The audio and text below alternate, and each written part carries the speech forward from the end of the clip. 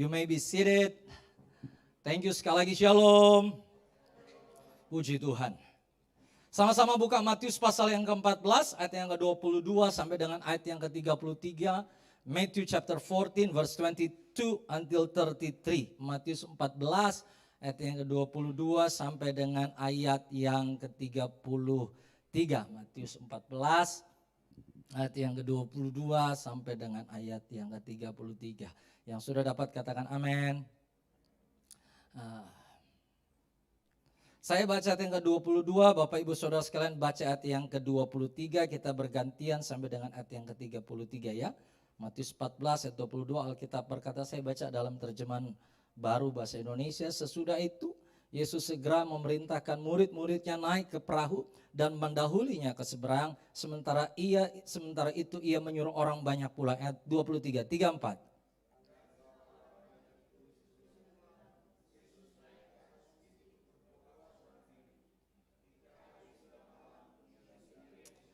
Perahu murid-muridnya sudah beberapa mil jauhnya dari pantai dan diombang-ambingkan gelombang karena angin sakal.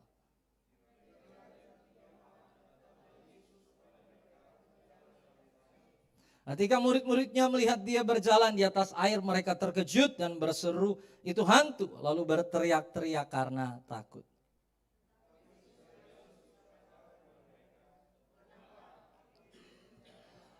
Lalu Petrus berseru dan menjawab dia, Tuhan, apabila engkau itu, suruhlah aku datang kepadamu berjalan di atas air.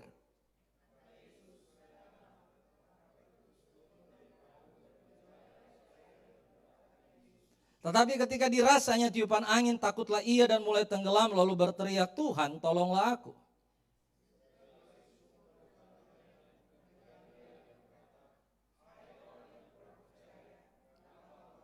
Lalu mereka naik ke perahu dan angin pun redalah.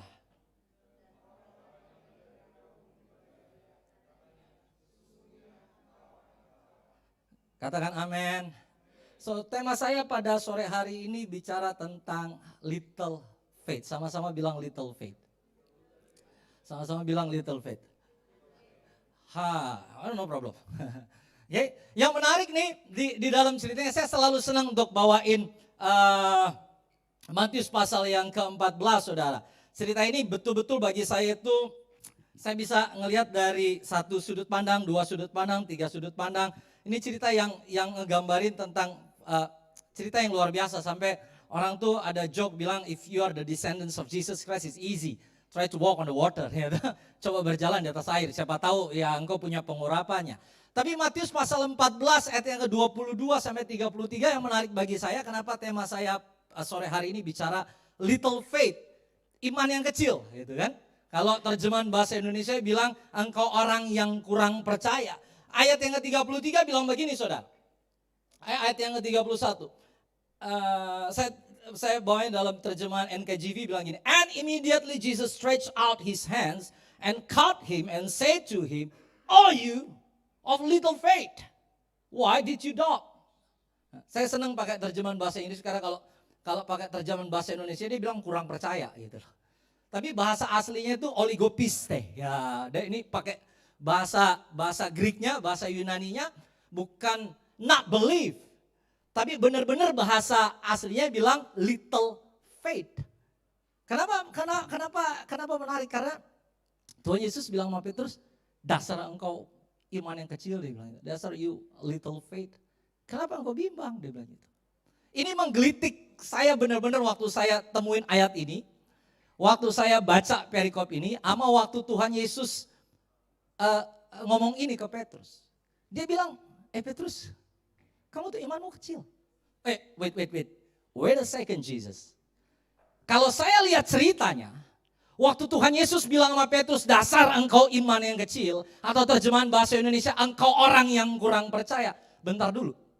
Kenapa? Karena situasi Petrus pada saat itu, kondisinya Petrus pada saat itu, lokasinya Petrus pada saat itu, bukan di atas kapal, tapi di atas air. Yang bisa ngikutin saya bilang amin. Halo? Belum dapat ya? Sekali lagi saya bilang. Nah, yang menarik adalah waktu Tuhan Yesus bilang, dasar engkau orang yang kurang percaya. Oh you little faith. Waktu Tuhan Yesus ngomong ini sama Petrus, bentar dulu nih. It's impossible if Peter has a little faith. Enggak mungkin kalau Petrus itu kurang percaya. Enggak mungkin kalau Petrus itu imannya kecil. Kenapa? Karena Petrus baru keluar dari perahunya, dari zona nyamannya, dari kondisi yang tidak memungkinkan, and he stepped and walked on the water. And Jesus said to him, "Oh, you little faith." Kalau iman yang kayak gitu aja Tuhan bilang kecil, colek kanan kiri, apalagi lu bilang gitu. Yang bisa ngikutin bilang amin. Amin ya. Jadi ini yang menarik, karena kalau itu aja Tuhan bilang iman yang kecil, wait a minute. Wait a minute. Saya kalau jadi Petrus, bayangkan Petrus bilang, kalau itu betul-betul engkau Tuhan, izinkan aku berjalan di atas air menghampiri engkau. Yesus bilang, come on mate, I dare you. Kan gitu dah, I dare you. Kalau saya jadi Peter, saya bilang, just joking. Kidding God. Kenapa Tuhan bilang little faith? Karena bagi saya ternyata little faith-nya Tuhan bukan menjadi sebuah apa ngomongnya nih? Bukan sebuah sesuatu yang meledek atau merendahkan Petrus, bukan. Kalau saya baca perikopnya, it's not about his little faith atau faith-nya yang little. But it's because he's doubting. Karena dia meragukannya. Karena little faith nih, tadi saya bilang bahasa Yunani-nya oligopistes. Oligo itu artinya few, pistes artinya faith. Jadi benar-benar ini terjemahannya iman yang kecil. Gitu. Saya bilang, karena waktu saya baca ini saya membandingkan. Lah kan Tuhan bilang kalau punya iman sebesar biji sesawi saja engkau bisa berkata kepada gunung ini, pindah maka gunung ini pindah loh. Kenapa kok iman yang kecil ini terus tiba-tiba Tuhan bilang, Ate terjemahnya pas. Karena Ate sering komplain kalau kita lagi doa. Jadi kalau Brother FM ngomong terlalu cepat ya. Sorry bro. It's good, he said it's good. Loh, saya ternyata apa yang Tuhan bilang masuk akal. Dia tidak berkontradiktif satu sama lain dengan apa yang dia ngomong. Ternyata yang menjadi masalah bukan soal little faith-nya, tetapi soal ragu-ragunya. Ini yang menarik nih dengan iman, karena tadi dia bilang faith. Bagi saya itu butuh iman yang luar biasa untuk keluar dari perahu. Betul apa betul? Bentar dulu Pak. Petrus ini seumur hidupnya menjadi nelayan. Ya, seumur hidupnya menjadi nelayan. Jadi maksudnya itu supaya dan besar kehidupannya nelayan. Saya ini kalau ada dalam segala macam bidang pelatihan atau skill yang saya miliki, saya kadang-kadang sombong. Bukan karena saya sombong, karena saya 24 tahun dalam karir saya. Jadi if you want to teach me about coaching, cari lisensi lebih tinggi dari saya. Then you can speak to me. Otherwise, dapat maksudnya ya. Petrus itu, Peter itu, sebagian masa hidupnya dia nelayan yang tahu. Dia tahu kapan cari ikan, kapan tindak, kapan pergi. Dia tahu dengan jelas kondisi macam apa yang bisa keluar dari perahu atau tetap di dalam perahu untuk berjalan atau tidak berjalan. Bapak Ibu ini kasih Tuhan, saudara yang terkasih dalam Tuhan, itu namanya iman. Maka waktu saya cari ini, kemudian saya dapetin. Kalau dapetin saya menarik. Karena Ibrani pasal 11 ayat pertama bilang, now faith is. Sekarang iman ada. Iman itu tidak pernah bicara tentang masa lalu, iman itu bukan bicara tentang 20 tahun yang lalu, iman itu bukan bicara tentang minggu yang lalu. Faith is speaking about the circumstances, the situation that you have today. Hari ini. Your faith. Hari ini. Segini. Udah. Now faith. Jadi yang sekarang. Karena bagi saya menarik. Loh, Ibrani pasal 11 ayat pertama bilang iman adalah bukti dari segala sesuatu yang kita harapkan. Dasar dari segala sesuatu. Jadi salah pertanyaan. Dasar dari segala sesuatu yang kita harapkan dan bukti dari segala sesuatu yang tidak kita lihat. Sama-sama bilang dasar. Sama-sama bilang harapan. Sama-sama bilang bukti. Sama-sama bilang tidak kita lihat. Kalau kita hidup di tahun 2024 hari ini, ketika engkau bicara iman, engkau punya rujukan. Engkau punya referensinya. Apa referensinya? Alkitab. You can say to me that God, Tuhan pernah melakukan melakukan itu sebelumnya. Jadi kalau saya punya iman, maka saya tahu bahwa kemarin dia pernah lakukan itu. Dan dia pasti lakukan sekarang. Tapi penulis kitab Ibrani ketika dia tulis Ibrani pasal 11 ayat yang pertama, dia tidak punya referensi apapun. Dia tidak punya pengalaman apapun. Dia tidak punya rujukan apapun. Waktu dia tulis bahwa iman adalah dasar dari segala sesuatu yang kita harapkan dan bukti dari segala sesuatu yang tidak kita lihat. Penulis kitab Ibrani betul-betul saat itu gak pernah lihat hal itu. Yang bisa ngikutin bilang amin. Anda bisa bilang hari ini jangan khawatir karena engkau tahu Yesus memberi makan 5.000 orang dengan 5 ketul roti dan 2 ekor ikan. Halo? Betul? Tapi Filipus datang kepada Yesus bilang, lu gila ya? Dia bilang gitu. Bahasanya Efraim, bukan terjemahan bahasa Gen Z Bible, bukan. Hari kemarin kita di Ebi untung lagi di bawah tuh. Ebi bilang, saya suruh khotbah pakai Bible Gen Z katanya ini. Saya bisa dimarahin Om Jerry turun kan gitu. Being cooked by the God. Udah pastor himself kan gitu loh. Enggak. Saudara, yang saya tahu bahwa Allahku menyediakan apa yang aku butuhkan dan perlukan untuk kekayaan dan kemuliaan di dalam Kristus Yesus Tuhan. Karena engkau dan saya punya referensi akan hal itu. Engkau bisa bilang jangan khawatir. Burung dipelihara Tuhan pelihara. Bunga bakung di padang Tuhan hiasi karena engkau punya referensi akan hal itu. Tetapi penulis kitab Ibrani waktu dia tulis Ibrani pasal 11 ayat pertama. Betul-betul Pak, dia belum pernah lihat. Dia nggak punya dasar. That's called faith. Hari ini kalau saya butuh loan ke bank atau butuh pinjaman ke bank, kan pertanyaan nomor 1 sama Ko Iwan nih, atau orang-orang banker gitu ya. Pertanyaan nomor 1, apakah bank bisa percaya sama saya atau bukan? Tidak. Betul apa betul? How can we trust you? Betul apa betul? Kalau saya pengen merger bisnis sama saudara, maka pertanyaan saudara nomor 1 adalah apakah saudara bisa percaya sama saya, betul apa enggak? Kalau saya bilang sama saudara, percaya aja. Mau terima apa enggak? Ada yang mau? Saya pinjam hari ini. Hah? Ada yang mau? Enggak toh. Apa buktinya saya bisa percaya sama saudara? Karena kepercayaan itu butuh bukti. Karena kepercayaan itu butuh sesuatu yang bisa dilihat. Kepercayaan itu butuh track record. Waktu saya dapat ini benar-benar saya kegampar sama Alkitab. Saya bilang, oh that's why Ibrani pasal 11 ayat pertama bukan bilang, now belief is, but now faith is. Dia bilang itu. Karena between belief and faith is two different things. Because if I want to believe in you, I need to know circumstances saudara, latar belakangnya saudara, situasinya saudara, kondisi apa yang saudara miliki, baru saya bisa percaya. Tapi Ibrani pasal 11 ayat yang pertama bilang, bukti dari segala sesuatu yang tidak kita lihat. Ini waktu Petrus keluar dari atas perahu. It's not just a simple belief. It is an act of faith. Kenapa? Saya di Brownsville ini tempat saya ngangonin bocah-bocah cilik gitu ya. Jadi tiap hari Senin, Rabu, Jumat ada 35 anak after school yang saya mesti ngurusin jam 3 sampai jam 4 sampai setengah 6. Jam 2 sampai jam 3-nya ada 29 kindis yang saya nanganin. Tuhan tolong kan gitu loh. Schoolis itu aduh benar-benar udah bikin saya. Kalau di Indonesia habis benar-benar. Udah ya enggak. Tapi saya yang paling saya kesel nih, saya minta maaf ya Ko Kris ya. Saya paling kesel sama anak bule adalah every single time I ask them to do something, he always ask about why.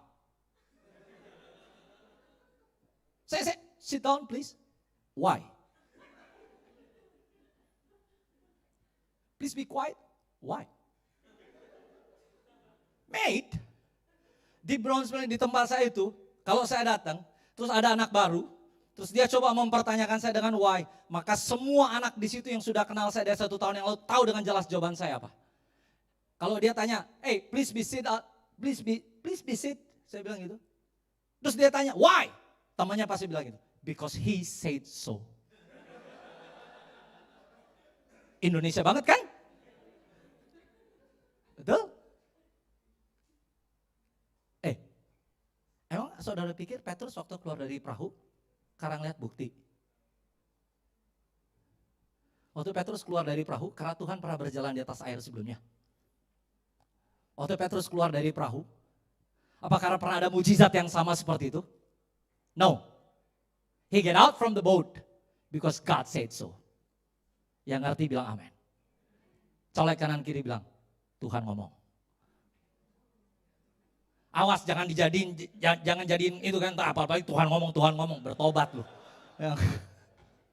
Tuhan ngomong. Kalau ngomongnya sama lu doang juga gue kagak percaya. Mesti dibuktiin. God says so. So, waktu Ibrani pasal 11 ayat yang pertama ditulis ini benar-benar, Pak, Bu. Itu penulis kita Ibrani tidak pernah punya referensi apapun tentang apa yang dia menjadi iman dia.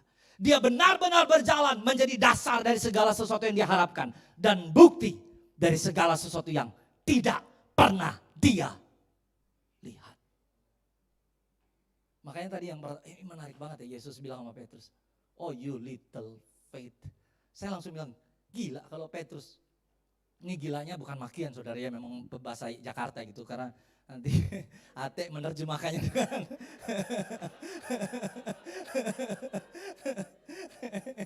karena kita habis ini pasti Rabu, untung Rabu Zoom saudara. Kalau Rabu onsite lagi diskusi pasti ini sini kan itu.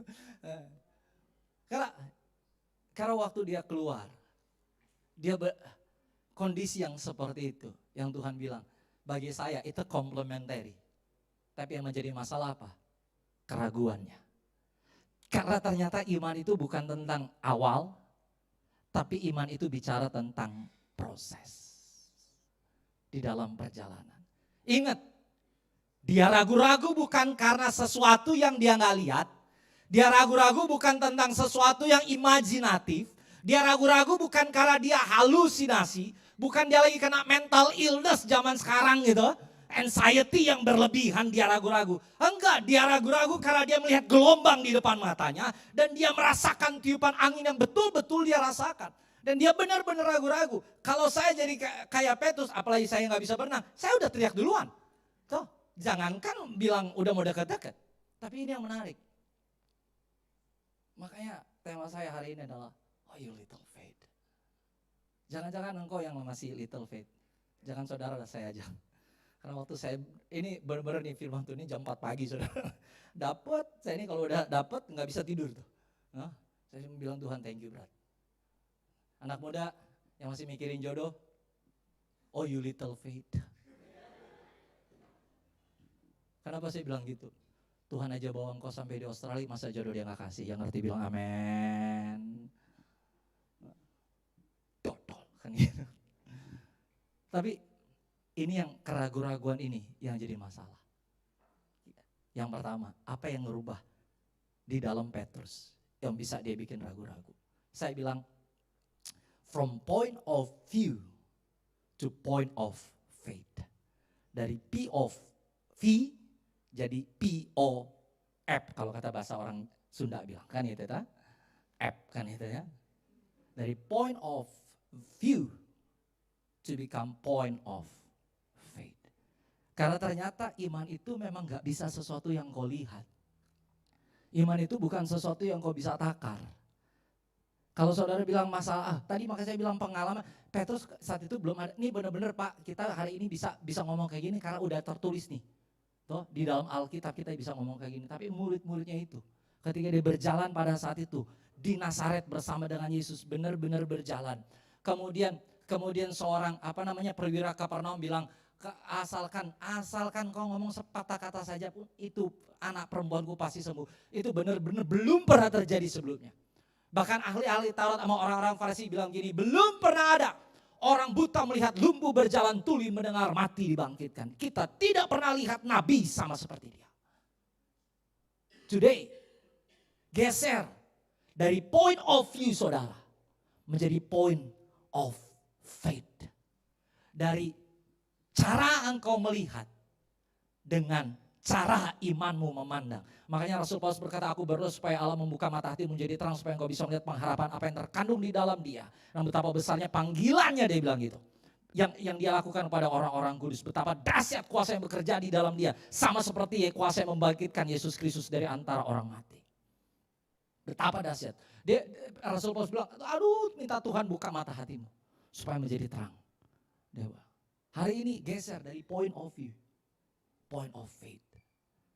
Petrus mesti mulai melihat tentang apa yang Tuhan telah perbuat dalam kehidupannya. Kalau engkau hari ini lagi ragu-ragu, kalau engkau hari ini lagi bimbang, kalau engkau hari ini lagi kondisi nggak ngerti mau buat apa, nggak ngerti, maka engkau mesti geser dari apa yang engkau lihat sekeliling. Karena Petrus itu 360 derajat dia ngeliat, atas bawah pala muter-muter gitu, karena di tengah gelombang segala sesuatu. Keadaannya, situasinya enggak masuk akal. Tapi kalau kita lihat point of faith, betapa jauh Petrus sudah keluar dari perahu sampai di depan Yesus. Yang bisa ngikutin bilang amin. Betul? Betul? Masa Tuhan pimpin sampai hari ini, dia gak pimpin sampai besok. Kan gitu. Point of faith-nya mesti geser. Mesti lihat bahwa Tuhan sudah sertai dari sana sampai dengan sekarang. Sudah bukan lagi di titik awal, sudah ada di titik saat ini. Ini yang saya bilang geser point of view to point of faith. Dari apa yang Tuhan telah buat, di mana Tuhan pernah mulai dalam kehidupan saudara, bagaimana Tuhan memulai. Ada begitu banyak orang yang hari-hari ini sama seperti saya. Kadang-kala keraguan muncul, khawatir muncul, bimbang muncul, my doubt, hesitate muncul saudara. Kenapa? Karena melihat kondisi saat ini, saya gak melihat point of faith-nya saya. Dari mana Tuhan bawa kehidupan saya. Dari titik mana Tuhan bawa kehidupan saya. It's not from zero, it's from minus saudara. Yang punya kesaksian yang sama, colek kanan kiri bilang amin. Hari ini geser. Bagaimana Tuhan buat, bagaimana Tuhan lakukan. Kalau gereja ini dimulai belum ada apa-apa, kemudian ada sampai dengan hari ini.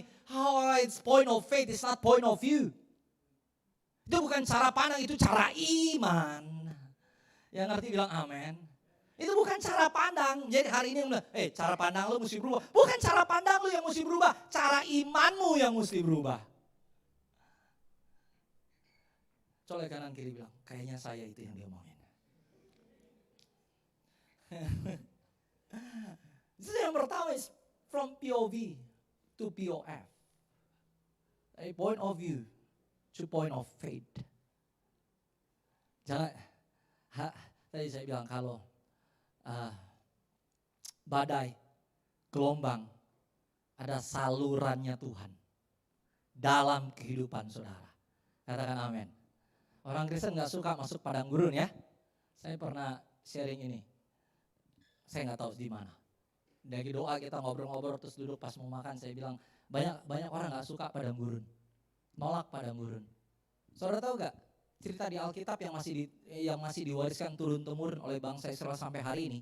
Bukan cerita tentang kejayaannya Raja Daud, bukan cerita tentang kemegahannya Raja Salomo, bukan cerita tentang bagaimana mereka perang lepas perang, tapi bagaimana Tuhan menuntun mereka di padang gurun. Itu cerita yang diwariskan turun-temurun. Bukan tentang hari ini jangan tolak padang gurun dalam kehidupanmu. Halo? Semua langsung Tuhan tolong nih khotbah hari ini kan kita. Jangan. It's gotta be excited. Colek kanan kiri bilang gotta be excited. Oh Tuhan tolong jauhkan, Tuhan jauhkan, Tuhan jauhkan. Justru di padang gurun 40 tahun.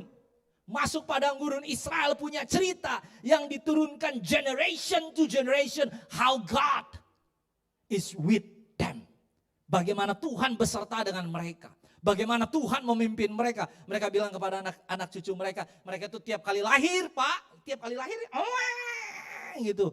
Lalu dia bilang gini.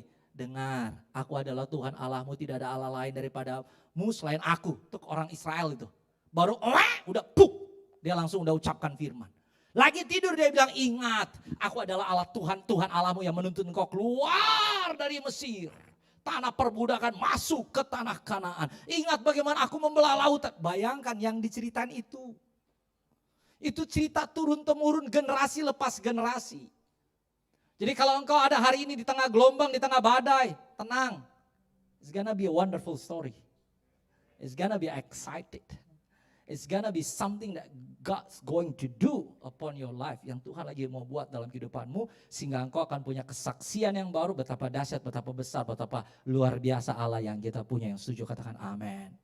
Yang kedua, jadi yang pertama adalah from point of view to point of faith. Yang kedua, kenapa keraguan-raguannya muncul? 5 menit, 30 detik. saya timerin. Kenapa keraguan-raguannya muncul? Because Petrus lupa dengan siapa dia sedang berada. It's not about the situation. It's about who you're with in that situation. Bukan soal situasinya, tapi dengan siapa saudara ada. Saya catat di sini, with God and with the believers. Efraim ini nggak ada dalam Alkitab, ada. Saya bakal jelasin kenapa saya bisa tulis and with the believers. Gitu. With God and with the believers. Kenapa penting kau ada dengan Tuhan dan dengan orang percaya? Karena kalau murid-muridnya tahan Petrus, maka Petrus tidak akan pernah keluar. Yang ngerti bilang amin. Kalau 12 bersikeras, saya entah tuh pada saat cerita itu saya nggak ngerti. Itu 11 orang pengen benar-benar Petrus celaka atau lagi pengen dukung imannya, yang ngerti bilang amin. Saya tuh lagi ragu-ragu nih pas waktu bawa ini, saya bilang, jangan-jangan tuh Yohanes tuh cuma pengen tahu rasa lu. Gitu. Biarin lu kan kejadian lu kan gitu. Tuhan, kan Petrus itu songong kan ya. Belagu gitu kan. Sangat gitu kan, orang yang paling belagu. Kalau engkau mati, aku akan mati dengan engkau. Itu Petrus, saudara. Petrus itu preman kampung itu. Nah, jagoan benar. Dia kalau apa, dia mulai duluan. Dia orang lain belum mulai, dia mulai duluan. Tuh? Dia segala sesuatu mulai. Lagi ditangkap, dia potong duluan tuh Malkus punya kuping. Kalau Tuhan gak tahan-tahan, dia potong semua, saudara. Betul. Petrus itu kayak gitu. Petrus itu orangnya enggak setengah-setengah. Jadi Petrus bilang, kalau engkau betul Tuhan maka izinkan aku berjalan. Mungkin Yudas bilang, biarin aja, biarin, tenggelam kan itu. Biarin kan. Mati sekalian kan itu. Karena ada manusia kayak gitu. Tapi jangan-jangan he got the support. Saya nggak tahu karena Alkitab nggak pernah bilang kayak gitu. Tapi saya ngerti gini, dengan Tuhan dan juga dengan orang percaya. Ragu-ragu bisa timbul karena engkau berjalan sendirian. Berjalan sendirian itu ada dua. Kau berjalan tanpa Tuhan dan juga engkau berjalan di luar komunitas. Yang ngerti bilang amin. Oh, coba dah kalau saudara lagi punya masalah, jalan sama orang dunia, ya enggak? Yang ada apa? Emang krisis, emang, susah, emang, gue juga ngerasain, betul gak? Tapi coba sama anak Tuhan, lagi susah, udah bro berdoa aja, berserah aja. Kamusnya itu doang kan? Yang ngerti bilang amin. Rumusnya itu doang kan? Coba, nah, saudara yang saudara nih punya masalah sebesar apapun, datang sama Tante Esther. Tante Esther kan punya latar belakang hukum, dia gak akan kasih saudara wejangan hukum menurut undang-undang dan KUHP, gak mungkin. Ya dia bilang apa? Percaya aja sama Tuhan, Tuhan pasti tolong. Yang ngerti bilang amin. Nah, ini orang tuh ragu-ragu karena dia jalan sendiri di luar Tuhan dan dia jalan gak sama-sama dengan orang percaya. Yang dia buat. Makanya itu iblis yang coba lakukan dalam kehidupan saudara. Iblis coba pisahkan engkau daripada komunitas orang-orang benar. Dari persekutuan orang-orang kudus. Iblis coba pisahkan engkau dengan kesibukan. Iblis coba pisahkan engkau dengan rutinitas. Iblis coba pisahkan engkau dengan meeting lepas meeting. Iblis coba pisahkan engkau dengan bisnis lepas bisnis. Sehingga apa? Engkau sendirian. Itu saatnya menjadi yang paling rentan dalam hidup. Hari ini jangan. Colek kanan kiri bilang, tenang, saya di sini. Yang ngerti bilang amin. Jangan cuma bilang kalau Tuhan di sini. Betul gak? Tenang, Tuhan ada. Anak Tuhan juga mesti bilang Tuhan ada, saya juga. Yang ngerti bilang amin. Hah? Tuhan pasti tolong, tapi apa yang bisa saya bantu? Yang ngerti bilang amin. Iya dong. Setuju apa setuju? Nggak mau setuju boleh pulang. Kayaknya bukan di strong faith, strong community. Yang ngerti bilang amin. Yang di sini Tuhan tolong, tapi apa yang bisa saya bantu? Saya nggak bisa bantu banyak, tapi apa yang saya bisa bantu, saya bisa bantu. Kan gitu. Walaupun cuma doa, walaupun cuma perhatian, walaupun cuma care. Tapi itu artinya engkau sedang jalan di dalam kumpulan orang-orang yang benar. With the believers. And of course you need to walk with God. Karena Roma 8:31, jikalau Allah di pihak aku, siapa lawan saya? Nggak ada. Nggak ada. Ini kalau orang mau pergi persidangan itu ayat paling mujarab. Kalau Allah di pihakku, siapa lawan gue itu tuh? Yang dia buat. Come on. Hari ini saya catat, saya bilang, I am rejoicing. Not because he calmed the storm. Ya, saya tahu. I'm rejoicing, it's not because he calmed the storm. Because he is there with me. Saya bersuka cita. Bukan karena Tuhan menenangkan badai kehidupan saya. Tapi karena Tuhan menyertai saya. Di dalam badai yang saya alami. Dia Allah yang gak pernah tinggalkan. Dia Allah yang gak pernah lupakan. Dia Allah yang gak pernah biarkan. Dia Allah yang menyertai. Saya bersyukur dia Allah yang setia. Beneran. Efraim ini udah gak tahu.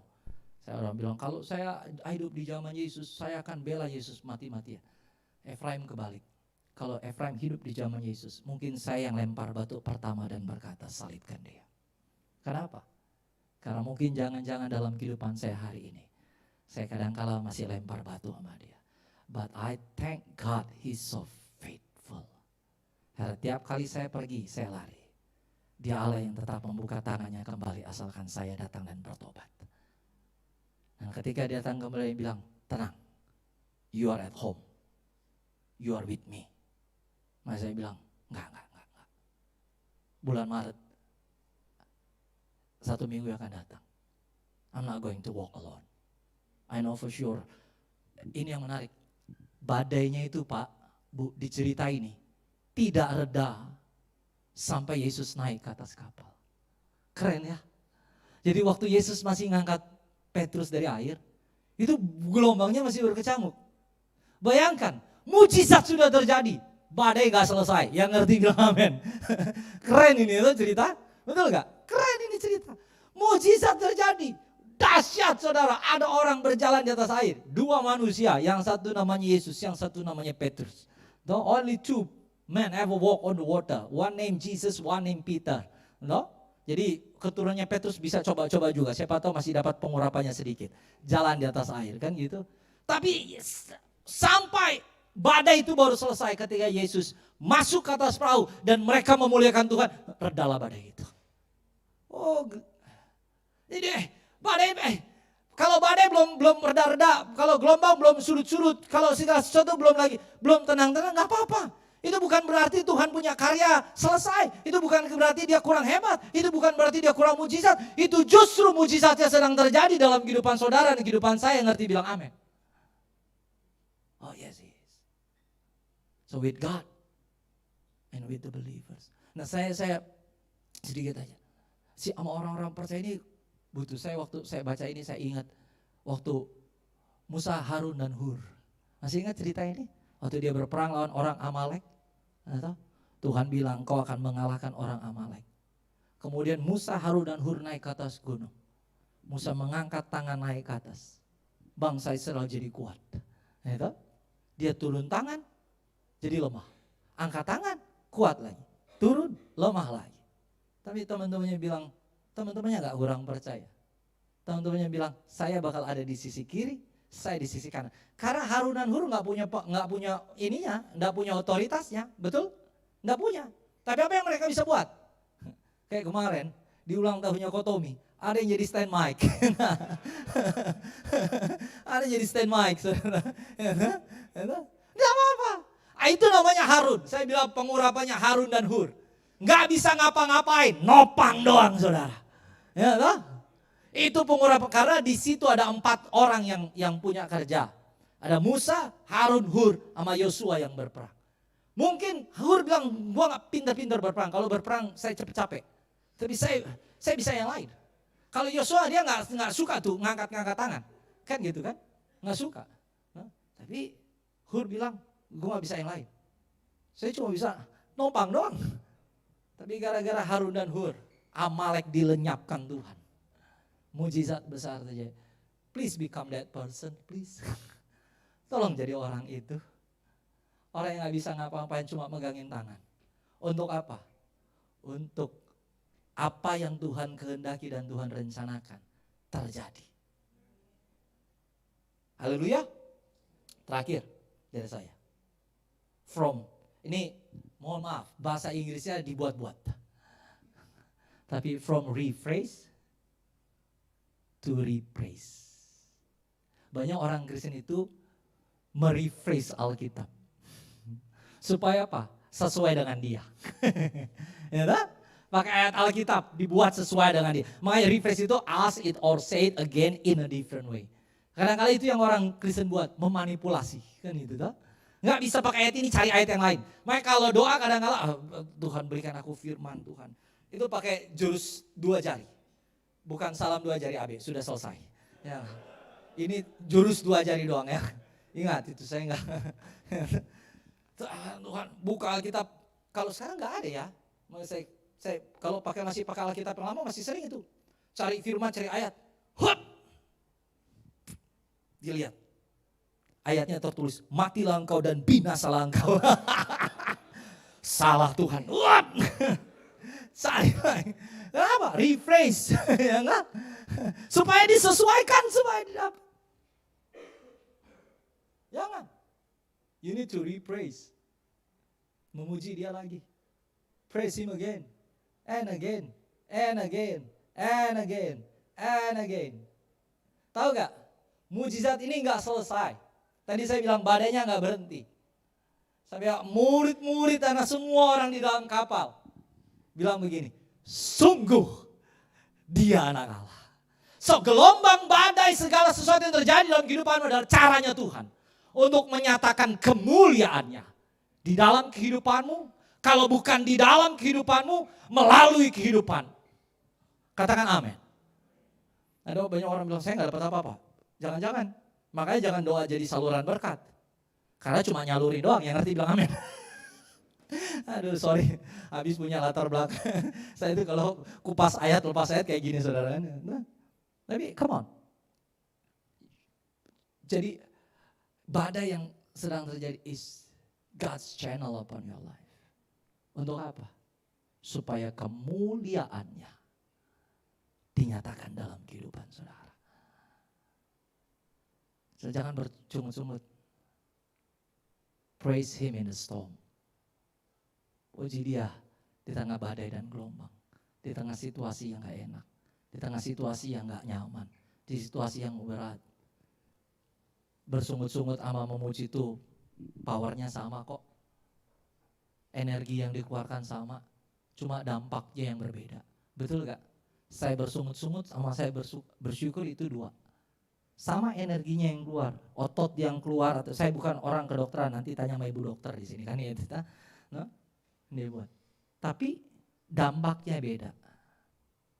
Saya selalu bilang, when you praise God, itu down payment mujizat. Mujizat sudah terjadi belum? Kenapa engkau bersyukur? Because he is good. Why? He said so. Yang ngerti bilang amin. He said so. Yang dia buat. Saya tutup. Di dalam kehidupan saudara ada begitu banyak anak-anak Tuhan bahas tentang kehidupannya atau situasi atau kondisinya melihat dari kacamatanya dia. Atau kacamata orang. Kacamata termasuk saya.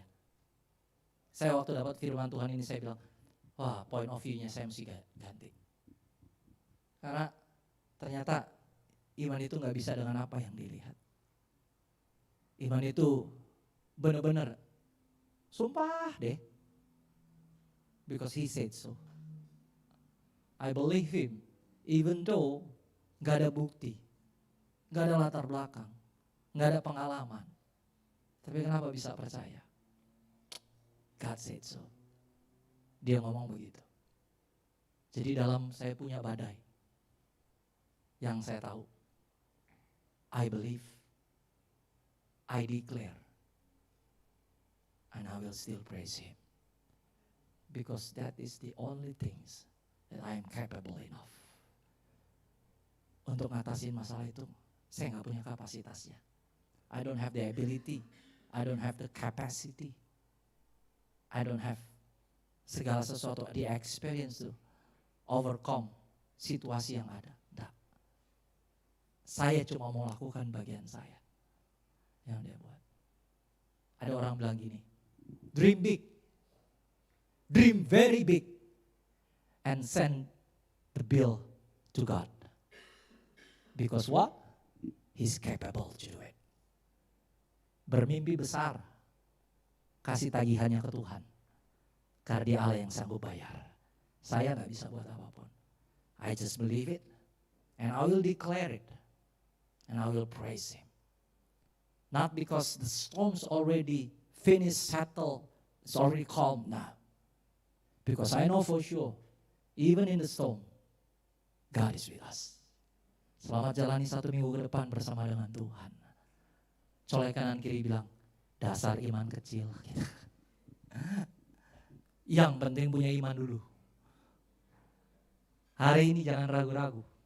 Dari small faith, little faith, kita akan jalan dari kemenangan kepada kemenangan, kemuliaan kepada kemuliaan. Sama-sama bangkit berdiri. Boleh. Tuhan Yesus baik. Amin. Cari 3 orang sama-sama. Bilang sama dia, Tuhan Yesus baik, Tuhan Yesus baik, Tuhan Yesus baik, Tuhan Yesus baik. Di saat badai bergelora. Di saat badai bergelora, Tuhan Yesus baik. Amin. Haleluya. Yang ngerasain kebaikan Tuhan angkat tangan dong. Siapa yang udah pernah lihat mujizat? Siapa yang udah pernah ngerasain mujizat? Siapa yang udah pernah pegang mujizat? Belum? Kalau saudara belum pernah pegang mujizat, pegang orang di samping saudara. He's a living miracle. Katakan amin dulu. Betul gak? Orang di samping saudara udah ngalamin badai, udah ngalamin gelombang, udah ngalamin situasi yang buruk, tapi dia tetap bertahan. He is a miracle. She is a miracle. Because what? God is still doing something upon his life. Katakan amin.